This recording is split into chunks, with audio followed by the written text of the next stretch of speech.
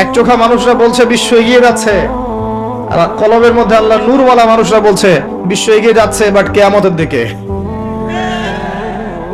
কি বুঝছেন? বিশ্ব এগিয়ে যাচ্ছে ঠিকই, বাট কিয়ামতের দিকে, তার শেষ সময়ের দিকে এগিয়ে যাচ্ছে আস্তে আস্তে, এবং এখন খুব দ্রুত এগিয়ে যাচ্ছে। এখন সময় আরো দ্রুত যাচ্ছে। একটা বছর চলে যাচ্ছে একটা মাসের মতো, একটা মাস চলে যাচ্ছে একটা সপ্তাহের মতো, একটা সপ্তাহ যাচ্ছে একটা দিনের মতো, একটা দিন যাচ্ছে একটা ঘন্টার মতো। যারা আল্লাহর নূর এবং বসিরা প্রাপ্ত মানুষ তারা বুঝতে পারে। এই যে রমজান চলে আসলো, কয়দিন আগে রমজান শেষ করে আসলেন, এই যে রমজান চলে আসলো। এই যে কয়দিন আগে জুমার নামাজ পড়লেন, দেখবেন আবার জুমা চলে আসবে। সময় দ্রুত চলে যাচ্ছে। কিসের আলামত? কিয়ামতের আলামত। কত আলামত আছে আপনাকে বলে শেষ করতে পারবো না। মহিলাদের সংখ্যা বাড়ছে, পুরুষদের সংখ্যা কমছে। এমন মহিলাদেরকে রাস্তায় দেখবেন যারা পোশাক পরেও নগ্ন হয়ে ঘুরছে। এদের সম্পর্কে নবীজি বলেছেন, শেষ জামানায় এক শ্রেণীর মেয়ে আসবে যাদেরকে আমি দেখি নাই, মানে 1400 বছর আগে এরা ছিল না। তাদের খাসলত কি? তারা কাপড় পরবে, নিসাউন কাসিয়া আরিয়া, কাপড় পরবে কিন্তু নগ্ন থাকবে। আপনি 200-300 বছর আগে এই মহিলাদেরকে দেখতে পারতেন না।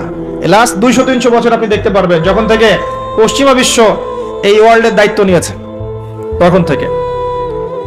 এটাকে ফেমিনিস্ট রেভলিউশন বলে। এবং নগ্নতা, বেহায়াপন, অশ্লীলতা, এমন পোশাক পরবে যে পোশাক পুরুষদের পোশাক, এটা কিয়ামতের আলামত। নবীজি বলেছিলেন যে গরিব মানুষরা, দরিদ্র মানুষ, স্যান্ডেল পরার টাকা নাই, গায়ে জামা পরার টাকা নাই, উঁচু উঁচু অট্টালিকা নির্মাণের প্রতিযোগিতা করবে। এটা আখিরুজ জামান বা শেষ জামানের আলামত। দেখে নেন বিগত 200-300 বছর এগুলো ছিল কিনা। বিশাল বিশাল সাইন এগুলো প্রকাশ পাচ্ছে ডে বাই ডে। মানুষ সুদ খাবে, একজন ব্যক্তি সুদ থেকে দূরে থাকতে চাইবে, তার গায়েও সুদের ছিটা ফোটা গিয়ে লাগবে। এটা সেই যুগ। আপনি পারবেন না বাঁচতে সুদ থেকে। দাড়ি টুপি নিয়েও খেতে হচ্ছে, কিচ্ছু করার নাই, কারণ সব সিস্টেমই সুদ ভিত্তিক। হয় খাচ্ছেন, না হলে দিচ্ছেন, না হলে সাক্ষী থাকছেন, না হলে লিখে রাখছেন, কিছু না কিছু করছেন। মানুষ মাদক খাবে, মাদকে হালাল মনে করে খাবে। মানুষ জেনা করবে, জেনাকে হালাল মনে করবে, হারাম মনে করবে না।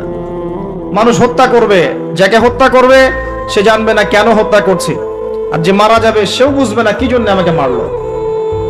পিতামাতার সাথে দাস দাসীর মতো আচরণ করা হবে, পিতামাতার সাথে দাস দাসীর মতো আচরণ করা হবে। সম্পদের জন্য সন্তান মাকে হত্যা করবে, বাবাকে হত্যা করবে। দুই চোখওয়ালা মানুষরা বুঝতে পারে এগুলো হচ্ছে, দিন দিন বাড়ছে, সময় সংক্ষিপ্ত হয়ে আসছে। আল্লাহ পাকের আযাব গজব বাড়ছে, আসমানি গজব বাড়ছে, জমিনের বালা বাড়ছে, ভূমিকম্প বাড়বে, ডে বাই ডে ভূমিকম্প বাড়বে। এবং 3টা বড় বড় ভূমিকম্প অপেক্ষা করছে আমাদের সামনে। একটা পৃথিবীর পূর্ব দিকে, একটা পশ্চিম দিকে। আমার ধারণা এটা পশ্চিমা সভ্যতায় হবে। আর একটা হচ্ছে পৃথিবীর মাঝখানে।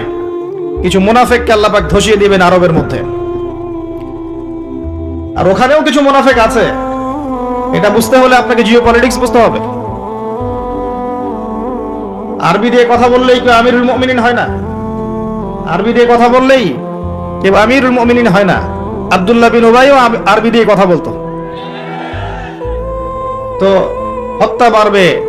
একটা বড় জিনিস যেটা শেষ জামানায় হবে, এটা আগে হয়নি। এটা বিগত 100 বছর থেকে আমরা দেখছি। এই বিশ্বের বুকে ইহুদি এবং খ্রিস্টানদের মধ্যে একটা বন্ধুত্বের অ্যালায়েন্স হয়েছে। এটাকে আমরা জায়নিস্ট মুভমেন্ট বলি। এই মুভমেন্টটা বিগত 100-200 বছর আগে ছিল না, কিন্তু এটা শেষ জামানায় হবে এমনটা এসেছে। কোরআনেও আছে, ইয়া আইয়ুহাল্লাযীনা আমানু লা তাত্তাখিযুল ইয়াহুদা ওয়ান নাসারা আউলিয়া, তোমরা ওই সব ইহুদি এবং খ্রিস্টানদেরকে বন্ধুরূপে গ্রহণ করো না। কোন সব? সবাইকে না। কোন সব? বা'দুহুম আউলিয়াউ বা'দ, যারা একে অপরের বন্ধু, যারা একে অপরের বন্ধু। বিশ্বের ইতিহাস ঘাটলে দেখবেন, হিস্ট্রির ছাত্র আমি, ইতিহাস ঘাটলে দেখবেন ইহুদি এবং খ্রিস্টানরা একে অপরের সাথে মারামারি করেছে শতাব্দীর পর শতাব্দী। এমনকি ঈসা আলাইহিস সালামকে ইহুদিরাই হত্যা করতে চেয়েছিল, কিন্তু আল্লাহ পাক উঠিয়ে নিয়েছেন, ওয়া মা কাতালুহু ওয়া মা সালাবু।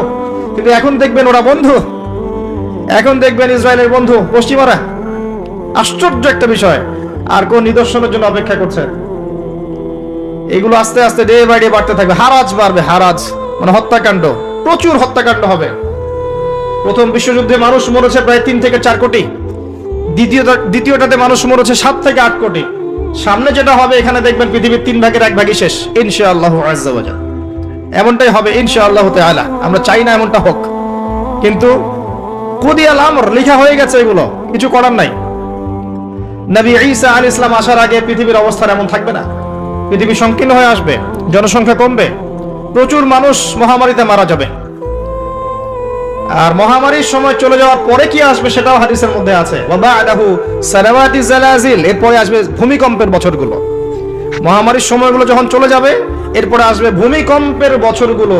আলেম ওলামা আছে, ওনাদের কাছে অনুবাদ করে নিয়েন। সানাওয়াত, সানার বহু বচন, একটা বছর না, অনেক বছর। জালজালায়ের বহু বচন, জালাজিল, অনেক ভূমিকম্প হবে। আর প্রত্যেক ভূমিকম্পে পৃথিবীর সময় কিন্তু সংক্ষিপ্ত হয়ে আসে। এটা আপনারা যারা সায়েন্স জানেন তারা বুঝবেন। যাই হোক, এই অবস্থার প্রেক্ষাপটে ইসলাম ছাড়া আত্মসমর্পণের কোনো জায়গা নাই, আর ইসলাম ছাড়া সমাধানও কেউ দিতে পারবে না। এই জন্য নিরপেক্ষভাবে আল্লাহর কাছে যেহেতু ফিরে যেতেই হবে, আমাদের উচিত ইসলামকে আগে ভালো করে জানা এবং বোঝা, হটকারী না হওয়া, আগে জানা এবং বোঝা যে ইসলামের প্রতিটা বিষয়ের সলিউশন আছে কি নাই। যদি আপনি দেখেন নিরপেক্ষভাবে হ্যাঁ আছে, তাহলে আর দেরি করবেন না, ইস্তেগফার করে আল্লাহর কাছে আত্মসমর্পণ করেন। আল্লাহ পাক আপনার বিগত জীবনের যত গুনাহ খাতা আছে সমস্ত গুনাহ আল্লাহ মাফ করে দিবেন ইনশাআল্লাহ তাআলা। আল্লাহ পাক তো এমনটা বলেছেন, ইল্লা মান তাবা ওয়া আমানা ওয়া আমিলা আমালান সালিহা ফাউলাইকা ইউবাদদিলুল্লাহু সাইয়্যাতিহিম হাসানাত। যারা তওবা করবে, ঈমান নিয়ে আসবে এবং আমলে সালেহ বেশি বেশি করতে থাকবে, আল্লাহ পাক তাদের গুনাহই শুধু মাফ করবেন না, বরং গুনাহগুলোকে নেকি দিয়ে পরিবর্তন করে দিবেন। বলেন সুবহানাল্লাহ। এই জায়গায় গিয়ে আবার পয়েন্টে চলে আস। নবী মুসা আলাইহিস সালাম যখন খুতবা দিচ্ছিলেন তখন তিনি বলে ফেলেছিলেন যে আমি পৃথিবীর সবচেয়ে জ্ঞানী মানুষ, কারণ তার কাছে ওহী আসছিল। আল্লাহ পাক ধরলেন, আল্লাহ পাক নবীদের ছোট ছোট ভুল ধরতেন। আমাদের নবী মুহাম্মদ সাল্লাল্লাহু আলাইহি ওয়াসাল্লাম বলে দিয়েছিলেন একবার যে আমি মধু খাবো না আজকে থেকে, মনে আছে? মধু হারাম করে নিলাম। লিমা তুহাররিমু মা আহাল্লাল্লাহ, আল্লাহ পাক আয়াত নাযিল করলেন না? কোন সূরায়? সূরা তাহরিম। ভাই, এভাবে আল কোরআনের আলো ঘরে ঘরে জ্বলবে না। যখন কোরআন আপনি স্টাডি করবেন, প্রত্যেকটা ঘরে একটা করে কোরআনওয়ালা মানুষ থাকবে, অটোমেটিক আল্লাহর এই যে আল্লাহ পাকের এই কিতাব আল কোরআনের আলো সমস্ত ঘরে ঘরে জ্বলবে ইনশাআল্লাহ তাআলা। কোরআন পড়ার লোক তো লাগবে, কোরআন পড়ার মানুষ তৈরি করতে হবে। প্রত্যেক ঘরে ঘরে একটা করে মানুষ তো চাই যে কোরআন গবেষণা করতে পারে। তখন দেখবেন অটোমেটিকলি কোরআনের আলো ঘরে ঘরে জ্বলে যাবে ইনশাআল্লাহ তাআলা। আবেগ দিয়ে হয় না, আবেগ দিয়ে কোনো কিছু হয় না। যারা ইসলামের বিরুদ্ধে কাজ করছে এরা আবেগ দিয়ে কাজ করছে না, বিবেক দিয়ে কাজ করছে। আমরা আবেগী জাতি, আমরা আবেগী জাতি না, আমরা আবেগী জাতি, খুব আবেগ আমাদের। দিনের পিছনে আবেগ ভালো জিনিস, কিন্তু আবেগ দিয়ে দিন প্রতিষ্ঠা হয়নি কখনো। নবী সাল্লাল্লাহু আলাইহি ওয়াসাল্লাম হিকমা দিয়ে, বুদ্ধি দিয়ে, কৌশল দিয়ে ধীরে ধীরে বেসিক ঠিক করে আস্তে আস্তে আস্তে আস্তে ইসলামকে এগিয়ে নিয়ে গেছেন। 23 বছর সময় লেগেছে। কত বছর? কোনো অত্যাচার সহ্য করতে হয়েছে, করেছেন। কখনো মার খেতে হয়েছে, খেয়েছেন। কখনো গালি খেতে হয়েছে, খেয়েছেন। কখনো সমালোচনা সহ্য করতে হয়েছে, করেছেন। কখনো দেশ থেকে চলে যেতে হয়েছে, চলে গিয়েছেন। হাল ছেড়ে দেন নাই, ধীরে ধীরে ইসলামকে নিয়ে এগিয়ে গেছেন। একদিনে তো দিন কায়েম হয়নি, হয়েছে? নবী ঈসা আলাইহিস সালাম যখন আসবেন তিনি একদিনে দিন কায়েম করবেন না, অনেক চড়াই উতরাই পেরিয়েই ইনশাআল্লাহ তাআলা জেরুজালেম থেকে তিনি পুরো বিশ্বে ইসলামী খেলাফা কায়েম করবেন ইনশাআল্লাহ। তার আগ পর্যন্ত এভাবে গ্লোবালি কিছু হবে এটা আমার মনে হয় না। আমি স্টাডি করে যা মনে হচ্ছে আমার কাছে মনে হয় না যে গ্লোবালি তার আগে কিছু হবে। ক্ষুদ্র পরিসরে বা ব্যক্তিগতভাবে বা সামাজিকভাবে ছোট ছোট ক্ষেত্রে কিছু হতে পারে, কিন্তু বড় পরিসরে মনে হচ্ছে না যে এত সময় আমাদের হাতে বাকি আছে। আল্লাহ রাব্বুল আলামিন ভালো জানেন, ইল্লা মাশাআল্লাহ। নবী মুসা আলাইহিস সালাম যখন এই কথা বলছেন, আল্লাহ পাক ধরে ফেলেছেন। তিনি বলছেন, আমার একজন বান্দা আছে যার নাম খিদর, খিদর আলাইহিস সালাম। খিদর মানে শ্যামল বা সবুজ। তিনি যেখানে বসতেন ওই জায়গাটা সবুজ হয়ে যেত। একটা রুক্ষ জায়গায় তিনি বসলে ওই জায়গা সবুজ হয়ে যেত। তিনি বললেন, খিদর তোমার চেয়ে বেশি জ্ঞানী মানুষ। নবী মুসা আলাইহিস সালাম বলেন, আমি তার সাথে মিট করতে চাই, আমি তার সাথে দেখা করতে চাই, আমি তার কাছে জ্ঞান শিখতে চাই। তিনি এগিয়ে গেলেন জ্ঞান শেখার পথে। একজন সাথীকে সঙ্গে দিলেন, তার নাম ইউশা বিন নূন। এগিয়ে গেলেন, যেতে যেতে তাকে বলে দেওয়া হয়েছিল এই মাছটা যেখানে গিয়ে জীবিত হয়ে যাবে সেখানেই তুমি তাকে পাবে, যেখানে দুইটা সাগর একসাথে মিলিত হবে সেখানে তুমি তাকে পাবে। নবী মুসা আলাইহিস সালাম ওই জায়গা থেকে আরো দূরে চলে গিয়েছিলেন এবং যখন তিনি পথটা ভুল করেছেন তখন ক্লান্ত হয়ে পড়েছিলেন। এই জায়গায় গিয়ে আমি বলি যে আপনার জীবনের চলার পথ যদি ভুল হয়, আপনি খুব দ্রুত ক্লান্ত হয়ে যাবেন আর কি। আপনার কথা কি বুঝতে পারেন? আপনার জীবনের চলার পথ যদি ভুল হয়, আল্লাহর পথে না হয়, তাহলে আপনি খুব দ্রুত ক্লান্ত হয়ে পড়বেন।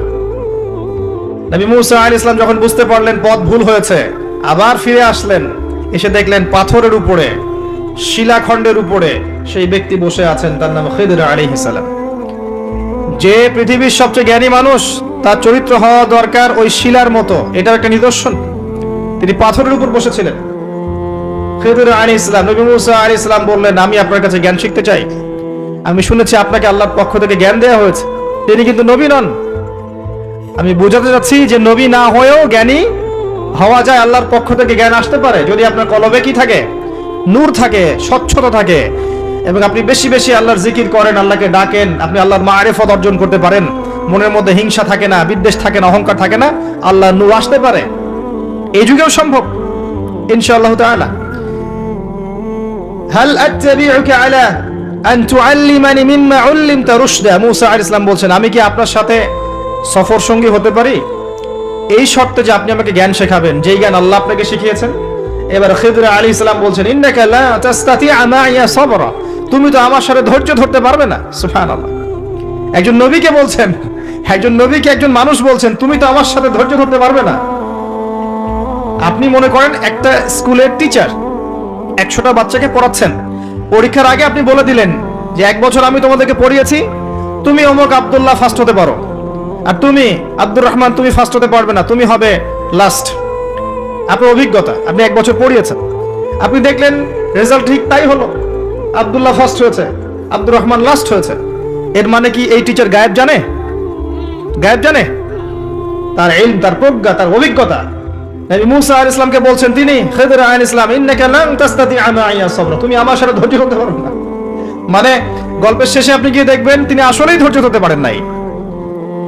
তো মুসা আলাইহিস সালাম বলেন, ইনশাআল্লাহ আমি ধৈর্য ধরবো, আমি ধৈর্য ধরবো ইনশাআল্লাহ, এবং আমি আপনার কাজে কোনো বিঘ্ন সৃষ্টি করব না। আচ্ছা ঠিক আছে, চলো। গল্প অনেক বড়, আমি সংক্ষেপে বলছি। 3টা ঘটনা ঘটেছে। একবার নৌকা ফুটা করে দিয়েছেন খিদর আলাইহিস সালাম, দ্বিতীয়বার একজন বালককে হত্যা করেছেন, আর তৃতীয়বার একটা দেয়ালকে নির্মাণ করেছেন, দেয়ালটা পড়ে গিয়েছিল, কোনো পারিশ্রমিক নেননি, ফ্রি অফ কস্ট দেয়াল নির্মাণ করেছেন। নবী মুসা আলাইহিস সালাম প্রত্যেকবার বলছেন যে আপনি এই কাজটা কেন করলেন, আপনি এই কাজটা কেন করলেন, বারবার জিজ্ঞাসা করছেন, ইন্টারফেয়ার করছেন। এবং খিদর আলাইহিস সালাম বলছেন, আমি কি বলিনি তোমাকে, আলাম আকুল লাক ইন্নাকা লান তাস্তাতিআ মাইয়া সাবরা। এক পর্যায়ে যখন তিনি তৃতীয় প্রশ্নের উত্তর দিতে পারলেন না, সবর করতে পারলেন না, তখন খিদর আলাইহিস সালাম বলেন, হাযা ফিরাকু বাইনি ওয়া বাইনাক, এই হচ্ছে তোমার আমার পার্থক্য, আর একসাথে চলা হলো না। তবে যাওয়ার আগে আমি তোমাকে জানিয়ে দেব কেন আমি এই কাজগুলো করেছি। ওই নৌকা ফুটা না করলে ওই নৌকার পিছনে জলদস্যু ছিল, ভালো নৌকা হলে নিয়ে চলে যেত। আমি ওই ব্যক্তির ক্ষতি করিনি, বরং উপকার করেছি নৌকা ফুটা করে দিয়ে। ওই বাচ্চাকে হত্যা না করলে ওই বাচ্চার পিতা মাতা ছিল বড় আলেম, বড় আল্লাহওয়ালা, এই বাচ্চা বড় হলে নিজেও কাফের হতো, বাপ মাকেও কুফরিতে নিয়ে যেত। অনেকটা আমাদের নাস্তিক প্রজন্মের মতো আর কি। তিনি হত্যা করেছেন, আল্লাহর আদেশে হত্যা করেছেন। আর ওই যে দেয়াল নির্মাণ করেছি, এই দেয়ালের নিচে ছিল 2 জন এতিম বালকের রেখে যাওয়া পৈতৃক সম্পত্তি। তার বাবা মা রেখে গিয়েছিল সোনার কয়েন, রূপার কয়েন, এইগুলো মাটির নিচে ছিল। তারা বড় হয়ে যেন এটা পায়, অন্য কেউ সিজ করতে না পারে, এই জন্য আমি এখানে দেয়াল নির্মাণ করেছি, কোনো পারিশ্রমিক নাই। বাই দ্য ওয়ে, সোনার কয়েন আর রূপার কয়েনের কথা কোরআনে আছে, দিনার আর দিরহামের কথা কোরআনে আছে, যদিও বিশ্ব ব্যবস্থায় নাই। বিশ্ব ব্যবস্থার IMF নামে একটা সংগঠন আছে, ইন্টারন্যাশনাল মনিটারি ফান্ড, তারা আইন করে সোনার কয়েন আর রূপার কয়েনকে হারাম করে দিয়েছে। আপনি কি সেটা জানেন যে পশ্চিমারা সোনার কয়েন আর রূপার কয়েনটাকে হারাম করেছে অর্থনীতি থেকে? Ban, totally ban. তাদের আর্টিকেলস অফ চার্টারের মধ্যে আছে, লিখে আছে যে এই বিশ্ব বাজার থেকে সোনার কয়েন রূপার কয়েনকে ব্যান করে দেওয়া হয়। কেউ যদি আল্লাহর হালালকে হারাম করে, তাকে আমরা কি বলতে পারি? কেউ যদি আল্লাহর হারামকে হালাল করে আর আল্লাহর হালালকে হারাম করে নেয়, তাকে আমরা কি বলতে পারি? আর এই পাপটার নাম কি? সূরা তাওবার 31 নম্বর আয়াত অনুযায়ী এই পাপটাকে বলা হয় শিরক। জি, সূরা তাওবার 31 নম্বর আয়াত অনুযায়ী এই পাপটাকে বলা হয় শিরক। কে অধিকার দিল মানুষকে আল্লাহর হালালকে হারাম করার? একটা কয়েনের মধ্যে ইন্ট্রিনসিক ভ্যালু থাকে, অন্তর্নিহিত মান থাকে। এখানে যতটুকু সোনা আছে এতটুকুই আছে, এর ইন্ট্রিনসিক ভ্যালু আছে, অন্তর্নিহিত মান আছে। আজীবনে এই মান কমে যাবে না ইনশাআল্লাহ তাআলা, বরং বাড়বে। আপনার কাছে যা দিয়েছে তারা এটা হারাম করার পরে এটার মান দিন দিন বাড়ে না, বরং দিন দিন কমতে পারে। এতে করে আপনি আপনার শ্রম হারাচ্ছেন, আপনি শ্রম দিয়ে টাকা আর্ন করছেন। সেই কঠোর পরিশ্রমের টাকার মান যখন কমে যায় তখন আপনার শ্রমটাও চলে যায়। কেউ আপনার শ্রমটা চুরি করে খেয়ে ফেলে। শুধু ব্যক্তি পর্যায়ে না, বড় বড় রাষ্ট্রকে তারা দেউলিয়া করতে পারে, করেছে হিস্ট্রিতে। যাই হোক, ওইদিকে আমি যাচ্ছি না। তবে কোরআনে যে দিনার দিরহামের কথা আছে এটা জেনে রাখেন। অ্যাটলিস্ট কিছু করতে পারবেন না আমি জানি, বাট জেনে রাখেন। জানতে দোষ আছে? জানতে কোনো দোষ আছে? কিছু করার নাই, কিন্তু জানতে দোষ আছে? আচ্ছা, জেনে রাখেন। এরপরে নবী মুসা আলাইহিস সালাম 3টা উত্তর পেয়ে গেলেন। এখন এই যে ঘটনাটা আপনাকে বললাম সূরা কাহফের মধ্যে আছে, এখানে খিদর আলাইহিস সালাম কি এক চোখ দিয়ে দেখেছেন না 2 চোখ দিয়ে দেখেছেন? নবী মুসা আলাইহিস সালাম বাইরের চোখ দিয়ে দেখছেন, এটা কেন করলেন, এটা কেন করলেন, এটা কেন করলেন। এর পিছনের কারণটা কিন্তু ধরতে পারেন নাই, নবী হয়েও ধরতে পেরেছেন কে? খিদর আলাইহিস সালাম। তার মানে আল্লাহর পক্ষ থেকে জ্ঞান যখন আপনার কাছে আসবে, আপনার কলবে আল্লাহ নূর আসবে, হিকমা এবং প্রজ্ঞা আসবে, আপনি অনেক দূর পর্যন্ত দেখতে পারবেন ইনশাআল্লাহ তাআলা। এটা সাধারণ মানুষ পারবে না। আল্লাহ পাক এমন আরেকজন ব্যক্তির কথা বলেছেন, এই যে যেটা আমি তেলাওয়াত করেছিলাম, ওয়াইজ ক্বালা ওয়ালাকাদ আতাইনা লুকমানাল হিকমা আন ইশকুরু লিল্লাহ। আমি লোকমানকেও হিকমা দিয়েছিলাম। সুবহানাল্লাহ। লোকমান আলাইহিস সালাম হয়তো নবী ছিলেন না, আল্লাহ বলছেন আমি লোকমান হাকিমকে আমি হিকমা দিয়েছি, প্রজ্ঞা দিয়েছি। 3 জন ব্যক্তির জন্য জান্নাতের একটা সুসংবাদ আছে, জান্নাতে বড় মর্যাদা আছে। 3 জনই হচ্ছেন কালো বর্ণের আফ্রিকান কন্টিনেন্টের মানুষ, যেটাকে আমরা মনে করি যে কুৎসিত চেহারা। আসলে তো মানুষ কুৎসিত নয়। মানুষ কি কুৎসিত হয়? কালোর মধ্যে সৌন্দর্য আছে না? নর্মাল যে ভাষা ব্যবহার করে সেই ভাষায় বললাম যে 3 জন কালো বর্ণের মানুষের জন্য জান্নাতের সুসংবাদ আছে। যারা কালো ছিলেন, আফ্রিকার মানুষ ছিলেন, ইথিওপিয়া ইরিত্রিয়ার মানুষ ছিলেন। তাদের একজনের নাম হচ্ছে বেলাল আল হাবাশি রাদিয়াল্লাহু আনহু, যাকে উমাইয়া বিন খালাফ মক্কায় শুইয়ে বুকের উপর পাথর চাপা দিয়েছিল না, আর তিনি বলতেন আহাদুন আহাদ। তাকে শুইয়ে দেওয়া হয়েছে এবং বলা হচ্ছে বলো লাত এবং উজ্জার নামে কসম করো। কিচ্ছু করতে হবে না, ইসলামকে অস্বীকারও করতে হবে না, খালি লাত এবং উজ্জার নামে কসম করো।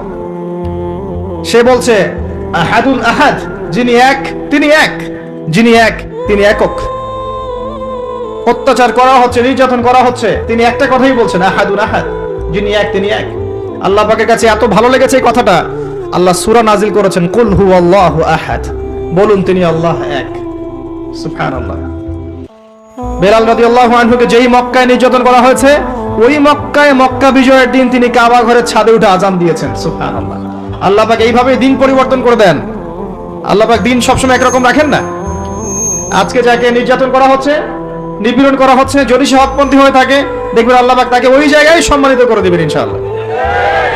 আল্লাহ সুন্নাহ, আল্লাহ পাক করেছেন হিস্ট্রিতে যুগে যুগে। আরেকজন হচ্ছেন বাদশা নাজাশি। এটাকে যার রাষ্ট্রে মুসলিমরা আশ্রয় নিয়েছিল হিজরত করে, আবিসিনিয়ার বাদশা নাজাশি, মনে আছে? সিরাত পড়েছেন? আচ্ছা। আরেকজন হচ্ছে লোকমান হাকিম আলাইহিস সালাম, তার উপরেও জান্নাতের বড় মর্যাদা আছে। তাকে অপশন দেয়া হয়েছিল নবুয়ত নেবেন নাকি প্রজ্ঞা নেবেন। তিনি নবুয়তের দায়িত্বটাকে ভারী মনে করেছেন এবং প্রজ্ঞাটাকে সহজ মনে করেছেন, এবং প্রজ্ঞাটাকে তিনি বেশি বেশি নেয়ার জন্য আল্লাহর কাছে দোয়া করেছেন। আল্লাহ রাব্বুল আলামিন তাকে প্রজ্ঞা নাজিল করেছেন, প্রজ্ঞা দিয়েছেন।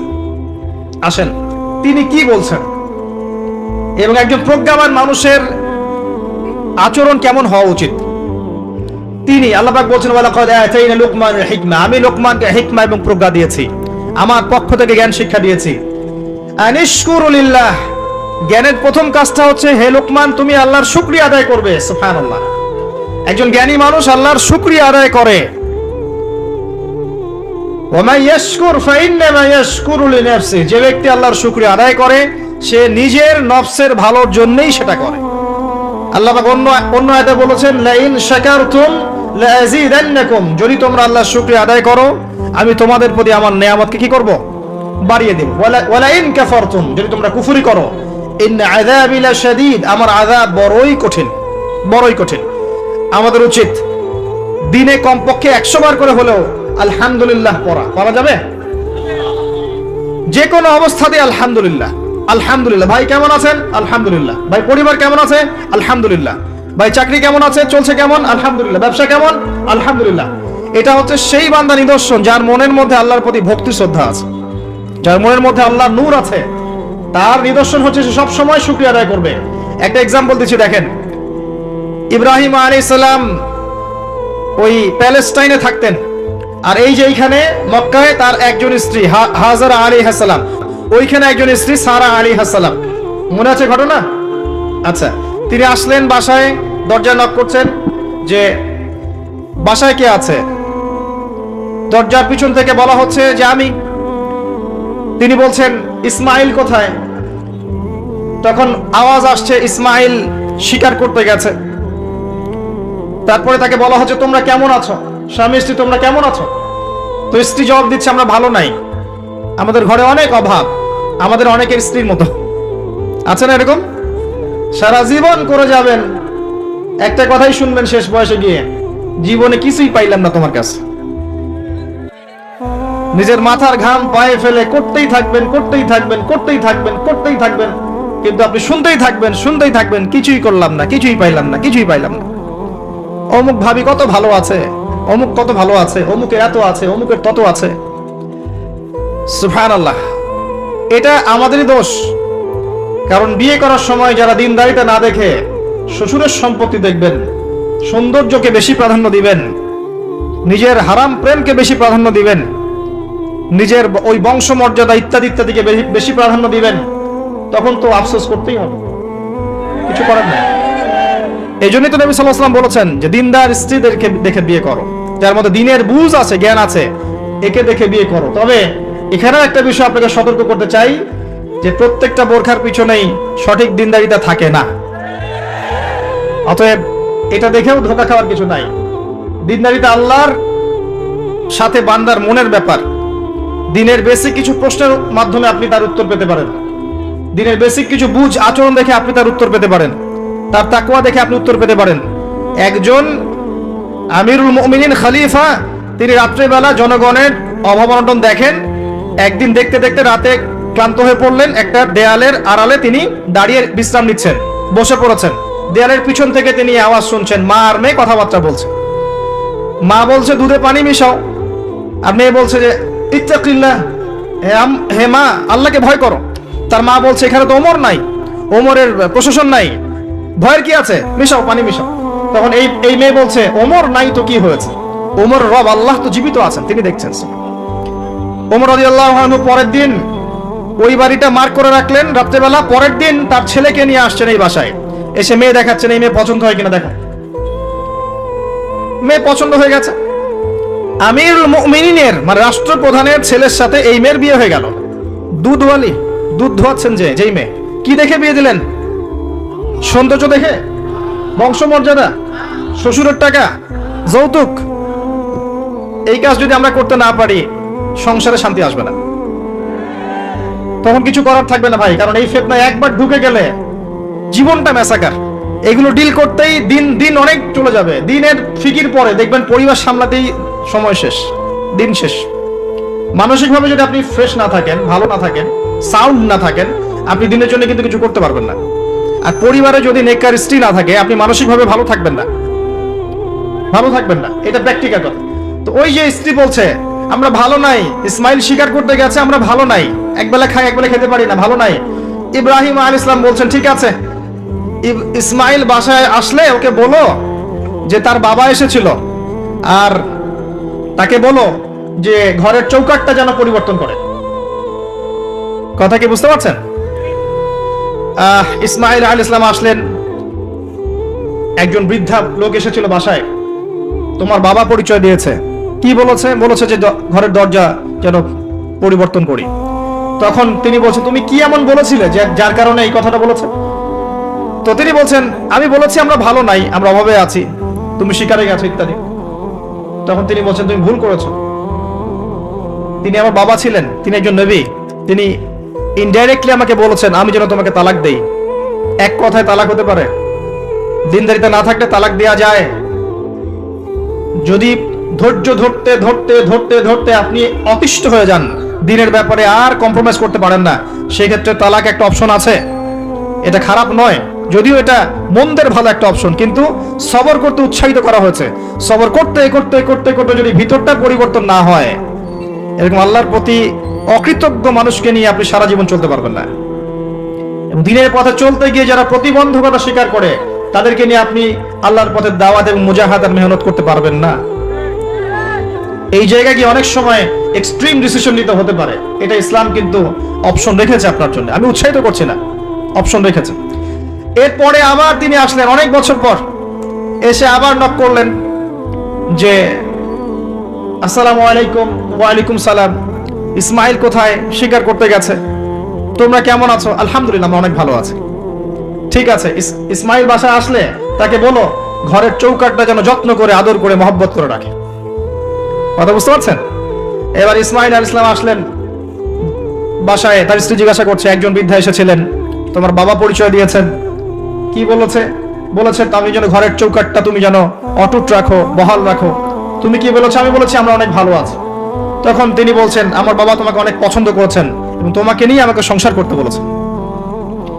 এই হলো অবস্থা। শুকরিয়া আদায় যারা করতে পারবে না, তাদেরকে নিয়ে চলা মুশকিল।